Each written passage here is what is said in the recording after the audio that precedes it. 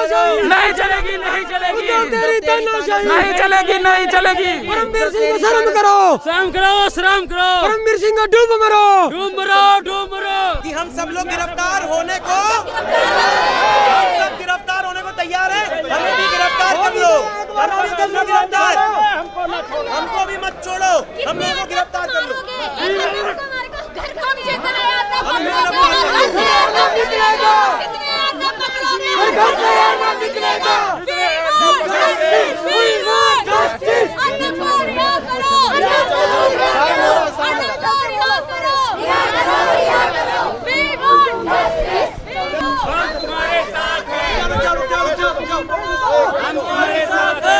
और मैं यही कह रहा हूं कि शाहीन बाग की परमिशन किसके पास थी। मैं सभी मीडिया के बंधुओं से कहना चाहूंगा, मैं आपसे पूछना चाहूंगा, शाहीन बाग की परमिशन थी किसी के पास? किसी के पास नहीं थी, वहाँ मुंह नहीं खोलता है, यहाँ पर ये परमिशन मांग रहा है। आप क्या कहना चाहोगे कि शाहीन बाग की परमिशन थी यहाँ पे इतने कम क्राउड के लिए? वहाँ पर धारा 144 लगी थी, जब भी वो इलीगल तरीके से बैठे हुए थे, हफ्तों महीनों तक बैठे हुए थे, कोई हटाने वाला नहीं था। हम यहाँ पर शाहीन बाग के लिए कहाँ परमिशन मिली थी? विरोध करने के लिए परमिशन कहाँ की चाहिए होती है? परमिशन नहीं मिली थी शाहीन बाग को, ऐसे ही बैठे हुए थे हम लोग प्रदर्शन जब कर रहे थे यहाँ पे। और आप कुछ बताना चाहेंगे शाहीन बाग के अंदर क्या क्या हो रहा था? सर वहाँ तो पता नहीं, आसमानी बिरयानी भी आ रही थी और बहुत कुछ हो रहा था देश के। आइए आइए सामने आइए। तो यहाँ पे हम लोग जरा सी संख्या में हैं, हमसे परमिशन के लिए बोला जा रहा है। अर्नब गोस्वामी जो आज के हीरो बन चुके हैं, उनके हम साथ खड़े हुए हैं और आज पूरी दुनिया खड़ी है। मैं खुद बीइंग एन इंडियन मुस्लिम कह रहा हूँ, अर्नब सर हीरो है और ऐसा चैलेंज जो है जिंदाबाद है, जिंदाबाद रहेगी। हम सभी युवाओं से ये कहना कि जागो भाई जागो, और अर्नब को बिल्कुल न्याय मिलनी चाहिए। और हमारे साथ पूरी जनता है, और यहाँ जो हम रिहा करने के लिए है। नहीं चलेगी, नहीं चलेगी, नहीं चलेगी, नहीं चलेगी। परमवीर सिंह शर्म करो, शर्म करो, शर्म करो। परमवीर सिंह डूब मरो, डूब मरो, डूब मरो। आज हम यहाँ पे इकट्ठे हुए हैं, अर्नब की रिहाई के लिए हुए हैं। जो उनके साथ किया गया है वो सरेआम गले घोटने से ज्यादा नहीं है, सीधा गला घोटा गया है। आज हमें उसके खिलाफ एकजुट होके इकट्ठा होना चाहिए। जो घरों में बैठे हैं उनसे भी कहना चाहता हूँ, तुम्हें जाग रहे हो, नींदों में कहते हो कि हम अर्नब के साथ हैं, आज जाग के आओ साथ में। सड़कों पे क्यों नहीं उतरते? हम क्यों उतरे हैं? क्योंकि हम अर्नब के साथ हैं। किसी के साथ अन्याय नहीं होना देख सकते, क्योंकि वो सच्चा देशभक्त है। उसने सच्चाई के लिए आवाज उठाई। आज अगर सच्चाई पर बोलना अपराध है तो मैं हर रोज ये अपराध करूंगा, हर रोज सच्चाई बोलूंगा दोस्तों, हर रोज सच्चाई बोलूंगा। ये मेजर जनरल बख्शी कह रहे थे कि अर्नब गोस्वामी को तनोजा जेल जो शिफ्ट किया जा रहा है, तनोजा जेल में रखा जा रहा है, जहां दाऊद के गुर्गे हैं। तो क्या लोग, क्या मंशा है इनकी? एक्चुअली क्या है, यहाँ पे सच को दबाया जा रहा है। उद्धव सरकार को यही लग रही है कि ये आतंकी है। क्या वो आतंकी है? वो कसाब है। अर्नब एक सच्चा देश पत्रकार है और वो क्या देशभक्त है। ऐसे हम उन्हें गिरने नहीं देंगे। हम क्या है, बेशक आज हम शर्मिंदा हैं, मुंबई में जो भी कातिल बैठे हुए हैं हम उसे छोड़ेंगे नहीं। और अगर एक अर्नब को पकड़ा हो, यहाँ पे लाखों संख्या में अर्नब बैठा हुआ है, हम सारे अर्नब गोस्वामी के साथ हैं और रहेंगे। अगर एक अर्नब जाएगा तो हजारों अर्नब पैदा होंगे। ये है देश की जनता। और जो जीडी बख्शी सर ने कहा, और मैं स्पेशली कहना चाहूंगा, यहाँ पे आज मेजर गौरव आर्य सर जो बोले थे, बेसिकली यहाँ पे ट्रायंगल बना हुआ है। जो देखिए अर्नब गोस्वामी के अगेंस्ट कौन है मैं बताता हूँ। फर्स्ट ऑफ ऑल कुछ मंत्रालय शिवसेना के, सेकंड है बॉलीवुड, और थर्ड जो है वो डी गैंग, दाऊद गैंग है। ये लोग चाहते हैं कि ये इनकी तानाशाही चलती रहे और हमारी बात को उजागर नहीं करे। देश की जनता जाग चुकी है। उनका चैनल कल भी नंबर 1 था, आज भी है, आगे भी रहेगी। रिपब्लिक भारत हमेशा नंबर 1 रहेगी और देश के गद्दारों को बजाती रहेगी। जय हिंद, जय भारत। देखिए ऐसा है कि मैं बॉम्बे पुलिस से और महाराष्ट्र सरकार से कहना चाहती हूँ कि आप कभी किसी पत्रकार को पकड़ते, कभी किसी पत्रकार को किसी की बाप की जागीर नहीं जाओ पकड़ते हो, ठीक है ना। और अर्नब को रिहा करो। अर्नब सच बोलता है, किसी का कोई गुनाह नहीं करते। पकड़ना है तो रिया को पकड़ो। उनके जो सुशांत सर के साथ में जो रहते थे सारे उनके साथ दोस्त थे, उनको पकड़ो। क्यों अर्नब को पकड़ रहे हो? अर्नब को नहीं पकड़ना चाहिए। अर्नब को हम अर्नब को रिहा करवाने के लिए आए। अर्नब को रिहा करवाना पड़ेगा, सुशांत को जस्टिस देना पड़ेगा, ठीक है। तनुजा जेल में शिफ्ट किया जा रहा है जहां दाऊद के गुर्गे हैं, क्या कहेंगे, क्या मंशा है? सर आप मतलब इसमें को मतलब उनका गुनाह क्या है? रिया चक्रवर्ती के ऊपर इतने केसेस थे, उन्हें तो किसी ऐसे जेल में नहीं शिफ्ट किया, तो अर्नब को क्यों बस खाली वो भी बंद पड़े केस के लिए, बस अपना बदला निकालने के लिए उन्हें किसी भी जेल में ले जाके लपेट देंगे। वो भी जहाँ पे वो क्रिमिनल्स रहते हैं वो तो उन्हें मार के फ्री हो जाएंगे, उनके पास इतने केस ऑलरेडी, उन पे एक केस और चढ़ जाएगा। लेकिन उनको अगर उनको कुछ हो भी जाता है तो उनके होने के बाद हम क्या कर पाएंगे? बस 4 दिन आके हम रोड पे चिल्ला लेंगे, उसके अलावा वो तो वापस नहीं आ पाएंगे ना उससे। और पीएमओ क्या कर रहे हैं? प्राइम मिनिस्टर को हम इतने ट्वीट्स कर रहे हैं, हम इतने पूरे दिन ट्विटर पे कम से कम 100 ट्वीट्स कर रहे हैं, लेकिन सर क्यों नहीं सुन रहे? हमने प्राइम मिनिस्टर को सीट्स क्यों दी है? उनसे हमें निंदा नहीं चाहिए, हमको एक्शन चाहिए। हमने उन्हें सीट, हमने उन्हें मेजोरिटी निंदा पाने के लिए नहीं, एक्शन के लिए दी है। बहुत बड़े समाज सेवी हैं पुष्पेंद्र कुलश्रेष्ठ, अभी ज्ञापन देने जा रहे हैं राष्ट्रपति को, क्या कहेंगे? सर हम उनके सपोर्ट में, हम हर किसी के सपोर्ट में जो अब हमसे बोल रहे हैं, इनको परमिशन, हमें परमिशन चाहिए। शाहीन बाग में बैठते परमिशन की जरूरत नहीं होती है, दंगे होते हैं परमिशन की जरूरत नहीं होती है, एक पीसफुल प्रोटेस्ट के लिए हमें परमिशन लेनी पड़ेगी। और मेरा सीधा सवाल है, प्राइम मिनिस्टर को हमने इतनी सीट्स क्यों दिए? सेंटर में आपकी गवर्नमेंट है, आप क्या कर रहे हो सर? इतने दिन हो गए, अब कितना 8 दिन। महाराष्ट्र सरकार को क्या कहेंगे? जो कि महाराष्ट्र सरकार के लिए मेरा सिर्फ एक मैसेज है, जनता सब देख रही है और अगले इलेक्शन में आप ये देखोगे कि जो हमने देखा है, आपको हमने, हम अपने, आप हमारी वजह से हो, हम आपकी वजह से नहीं है। आप कुछ कहेंगे? सर मैं सिर्फ इतना कहती हूँ, मैं एक आम महिला हूँ, टीवी देख के बाहर आई हूँ और जो हो रहा है बहुत गलत हो रहा है। आज उनके साथ हो रहा है, कर किसी के भी साथ हो सकता है। इसलिए जनता को देखते हुए हर घर से हर लोग को बाहर निकलना चाहिए और अर्नब को बचाने के लिए पीएम से रिक्वेस्ट करनी चाहिए और जितना हो सकता है करना चाहिए। घर में बैठने से कुछ नहीं होगा, नहीं तो हम आज़ाद नहीं दोबारा गुलाम होने वाले हैं। इस तरह से चिल्ला रहे थे, आज कह रहे हैं कि मुझे घसीटा जा रहा है, मुझे जेल ले जाया जा रहा है, मुझ पर मारा जा रहा है, मेरे को शंका है कि ये लोग कुछ भी कर सकते हैं। तो किस तरह से लेते हैं? अर्नब गोस्वामी इस तरह से कह रहे हैं, वो डर रहे हैं अंदर, तो वो देख रहे हैं, हम थोड़ी ना जा रहे कि उनके साथ क्या हो रहा है। उनकी आवाज़ देख के मेरा दिल दहल गया। मैं टीवी देख के यहाँ आई हूँ और लगातार प्रोग्राम देखते, एक आम महिला, एक आम घर के लोगों को इतनी समझ है तो और लोगों को कितनी समझ होगी। उनकी बॉडी लैंग्वेज देख के मेरा दिल दर्द से वो हुआ। फिर मैं अपने बच्चों के साथ आई, अभी जो बोल रही थी मेरी बेटी है। हम किसी चीज़ से भी नहीं है, ना कोई हमारा नेता है, ना कोई संगठन है, ना कुछ है, सिर्फ और सिर्फ एक ईमानदार मतलब नागरिक है बस। मेजर जनरल बख्शी को जानते हैं आप? बोलते हैं टीवी पे, हम उन्हें टीवी पे देखते हैं। वे कह रहे हैं कि अर्नब को तनुजा जेल ले जाया जा रहा है, तनुजा जेल में रखा जा रहा है जहाँ पे कि दाऊद के गुर्गे पहले से हैं। तो क्या मंशा है इसका? हो सकता है वो आपस में लड़ाई करवा के ख़त्म करवा दें कि आपस में दोनों लोग लड़े, खत्म हो गए, हमारा क्या हुआ है? वो तो कुछ भी हो सकता है। जल्दी से जल्दी अर्नब को बाहर निकले, हर जनता का काम है कि वो बाहर निकले। मैडम आप क्या कहेंगे? हाँ, मैं तो ये कहना चाहती हूँ कि अगर अर्नब जी को कुछ होता है तो इसकी जिम्मेदारी पीएम के लिए है। और मैंने बड़ा सोच समझ के मोदी जी को वोट दिया था, तो आगे इलेक्शन होने वाले हैं, फिर जनता बताएगी कि हम किसको बैठाएंगे। तो मोदी जी आपसे निवेदन है, अमित शाह जी आपसे निवेदन है, आप गुजरात में इतना अच्छा शासन करके आए हैं, तो यहाँ भी इस कंडीशन को आपने संभालना है। हमारी उम्मीद सिर्फ आपसे है, क्योंकि महाराष्ट्र सरकार तो बिल्कुल मर चुकी है, तो हम ऐसे लोगों से तो कुछ उम्मीद कर नहीं सकते हैं। लेकिन अर्नब जी को कुछ होता है तो इसकी जिम्मेदारी पूरी मोदी सरकार आप पर है, तो आप कुछ।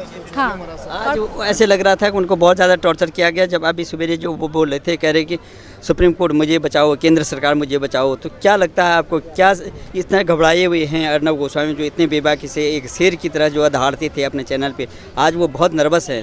सर देखिए, इतने बड़े संपादक पे जब हमला हो सकता है, उनको घर से घसीट के ले जा सकते हैं, तो हम आम लोग क्या हैं?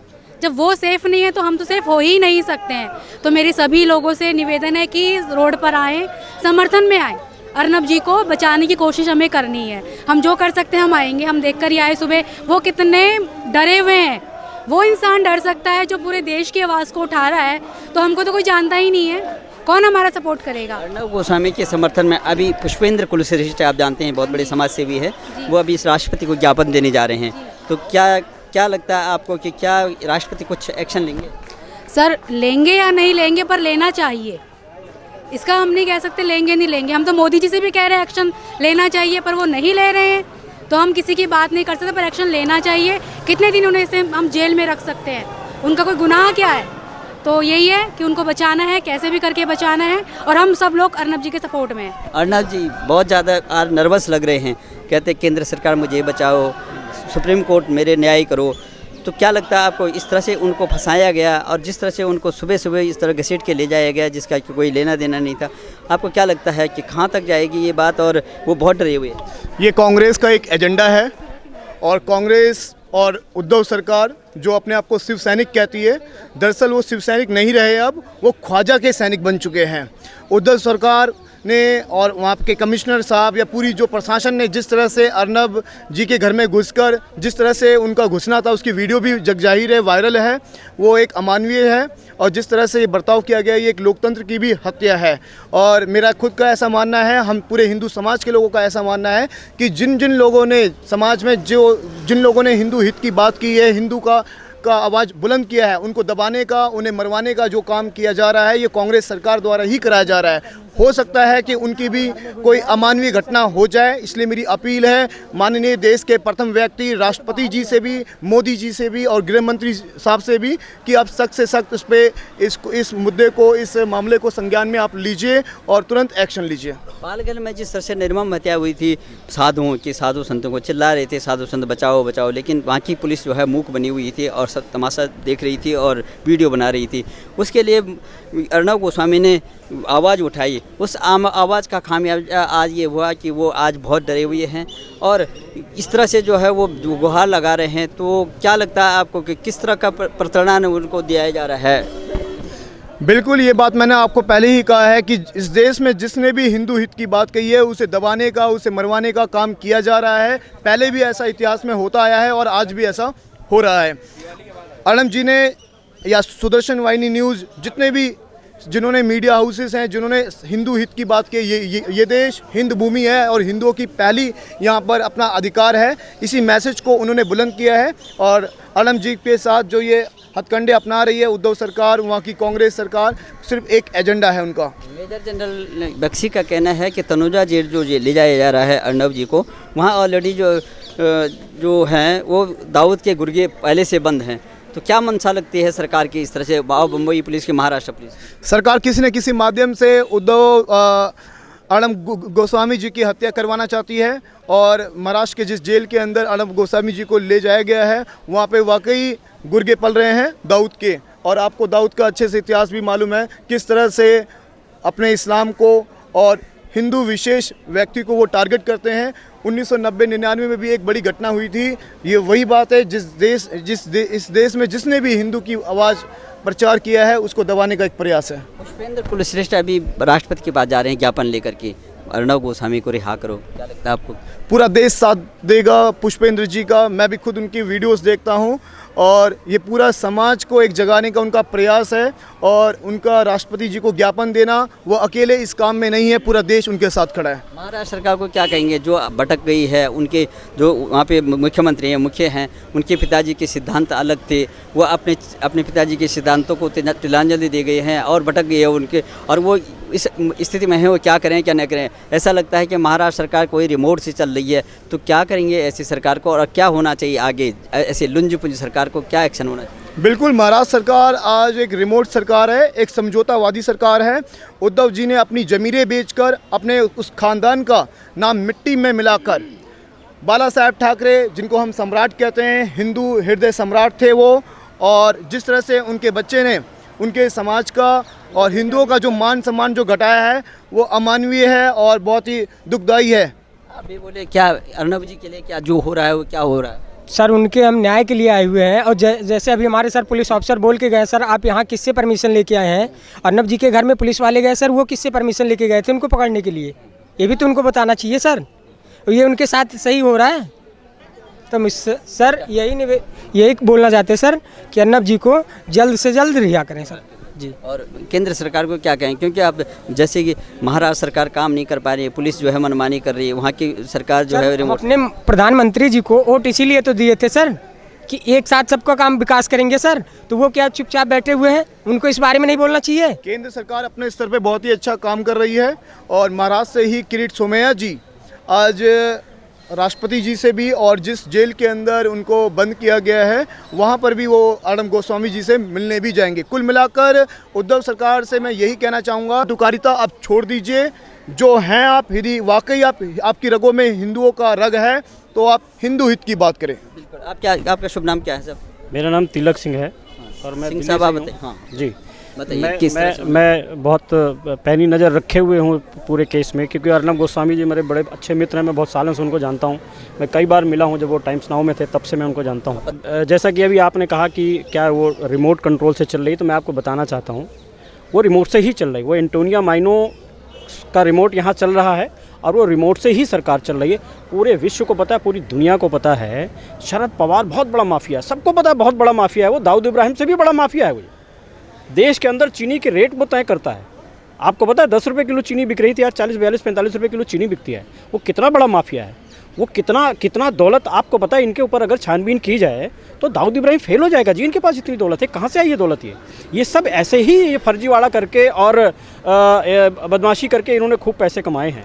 दूसरा मैं आपको बताता हूँ, उद्धव ठाकरे मुख्यमंत्री बनने के लालच में इतना मजबूर हो चुका है, वो इतना गिर चुका है वो आदमी। मैं बोलना नहीं चाहता था क्योंकि बाला साहब ठाकरे हम सब लोगों के बड़े पूज्य थे। बाला साहब ठाकरे हमारे लिए आदर्श थे, हैं, रहेंगे। उनका बेटा था, चूंकि इसकी वजह से हम लोग बोलते नहीं थे, लेकिन इसके जो शुरुआती जो लक्षण थे तभी हमें पता चल गया था ये बाला साहब ठाकरे के आसपास भी खड़ा होने लायक नहीं है। ये उनका बिल्कुल भी मतलब सिर्फ औलाद कह सकते हो आप, लेकिन उन लक्षण नहीं है उनके।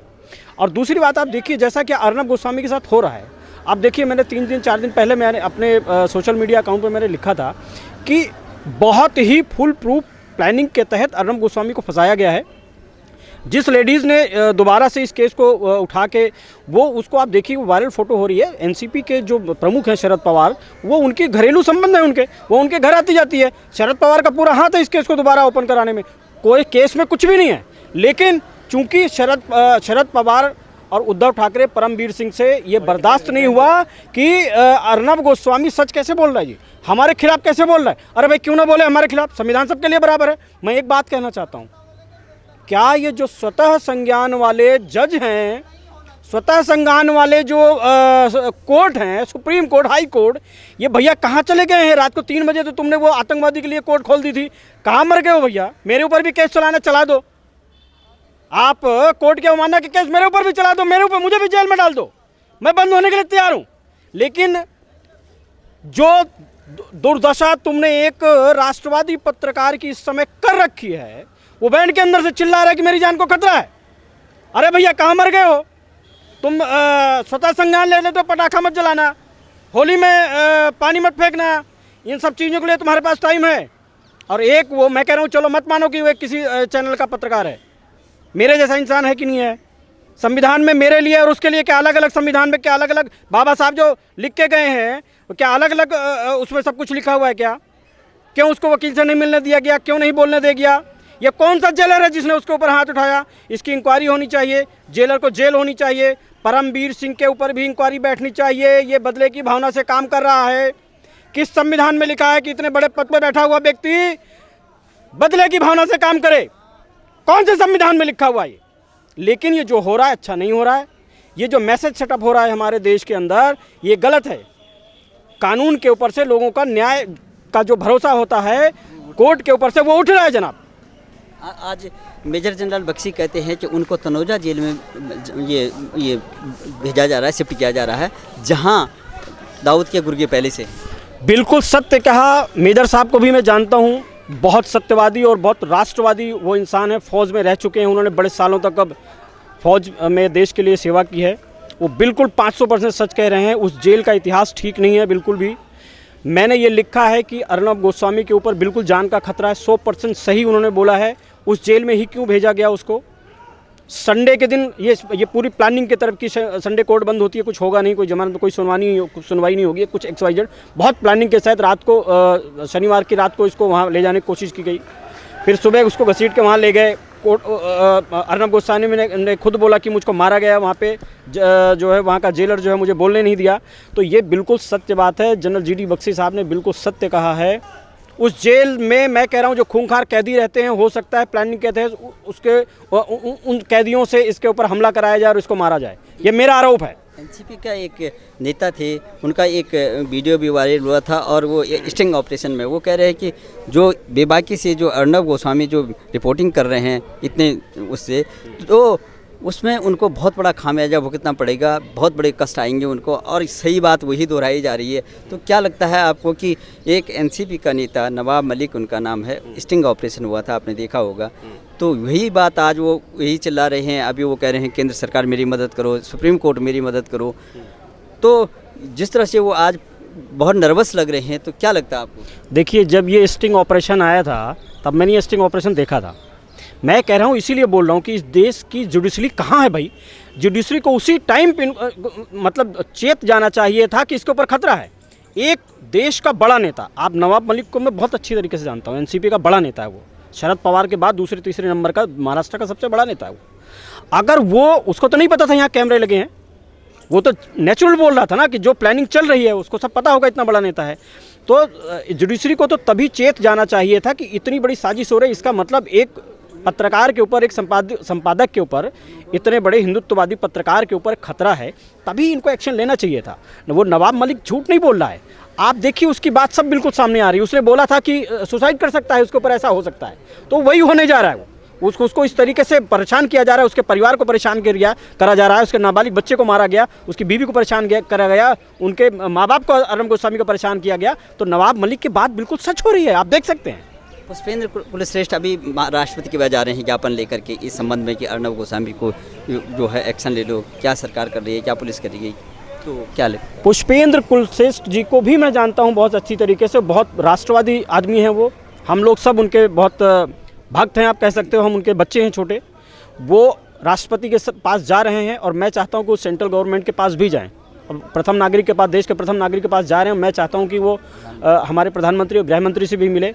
मैं उम्मीद करता हूं कि मेरे प्रधानमंत्री, मेरे यशस्वी प्रधानमंत्री आदरणीय नरेंद्र मोदी जी और मेरे यशस्वी गृह मंत्री आदरणीय अमित शाह जी पूरी नज़र बनाए हुए हैं। और मैं आपको एक जानकारी दे देता हूं सेंट्रल गवर्नमेंट की तरफ से कि सेंट्रल गवर्नमेंट ने बहुत पैनी नज़र रखी हुई है महाराष्ट्र के दो बड़े नेता राम कदम जी और किरीट सोमैया जी को, उनके पीछे लगा रखा है कि इनको ध्यान रखो वहाँ क्या हो रहा है।